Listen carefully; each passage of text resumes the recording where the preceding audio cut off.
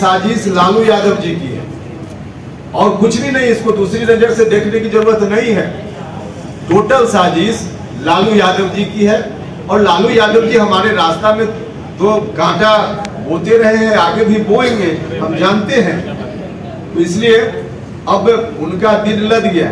प्रेम कुमार कहे थे कि अगर भोजपुरी के पावर स्टार पवन सिंह अगर अपना नामांकन वापस नहीं लेंगे तो उन पर कार्रवाई की जाएगी, लेकिन पवन सिंह का ऊपर भाजपा कार्रवाई करेगी। वो छोड़ दीजिए ना बीजेपी को, देखिए ना आज ही नहीं ना वोट हो रहा है, तो कब तक कार्रवाई करेगी सर?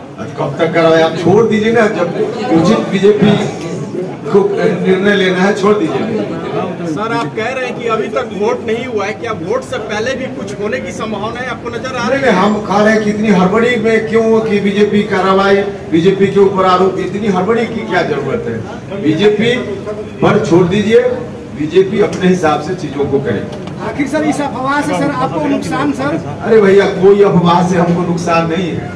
देखिए अफवाह फैलाना विरोधियों का चुनाव में खास करके अस्त्र हो जाता है। अस्त्र है तो विरोधी इस तरह के अस्त्र का इस्तेमाल करेगा क्योंकि उनके पास कोई दूसरा अस्त्र है ही नहीं। तो ऐसी परिस्थिति में अब उस अस्त्र का कोई प्रभाव पड़े कि कहाँ संभव है। लोग भी जागरूक हैं, लोग भी समझदार हैं और भारतीय जनता पार्टी की बात बीच में आ जाती है तो बीजेपी भी समय से कब करेगी नहीं करेगी, लेकिन उनके ऊपर छोड़ दीजिए। इस अफवाह का कोई मतलब नहीं। सर सीधी सी बात है कि स्वर्ण वोट में तो सेंध लग रहा है, फिर कहीं सेंध नहीं लग रहा है। आप सवर्ण लोगों को क्यों इस तरह से टारगेट कर रहे हैं? सवर्ण लोग हो या समाज का कोई भी वर्ग, अब 100 साल पहले वाली बात नहीं है भैया। सब लोग समझते हैं कि क्या उचित है क्या अनुचित है। तो ऐसा नहीं कि सवर्ण लोग डाइवर्ट हो जाएंगे या कोई डाइवर्ट हो, कोई डाइवर्ट नहीं होने वाला है। नरेंद्र मोदी जी को प्रधानमंत्री बनाना है या सब लोगों को मालूम है और सब लोग चाहते भी हैं। साथ ही साथ हमने कहा कि हमारे प्रधानमंत्री जी ने जो काम किया, मुख्यमंत्री जी ने भी किया और हमने भी जो लोगों की सेवा की है, कुल मिला कर इन तमाम कारणों से कोई डाइवर्ट नहीं होने वाला है। एनडीए एक तरफा चुनाव में जीतेगा, इस बात की गारंटी है क्योंकि आम लोग एनडीए के साथ हैं। हमारी लड़ाई किसी से नहीं, हमारी लड़ाई किसी से नहीं।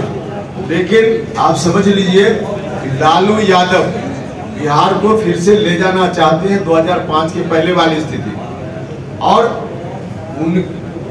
उन्होंने ही जो कुछ भी लालू जी हमारे खिलाफ कर सकते हैं उस तरह का काम लालू जी कर रहे हैं। तो लालू जी की इस साजिश को लोग नहीं थोड़े समझ रहे, लालू जी की साजिश को लोग समझ रहे हैं, इसलिए उनकी साजिश में कोई नहीं आने वाला। सब साजिश लालू यादव जी की, और उस साजिश में आम लोग आ जाएंगे, कैसे संभव है? नहीं संभव है। जो कुछ भी आप लोग बोल रहे हैं ना, सारी साजिश लालू यादव जी की है और कुछ भी नहीं, इसको दूसरी नजर से देखने की जरूरत नहीं है।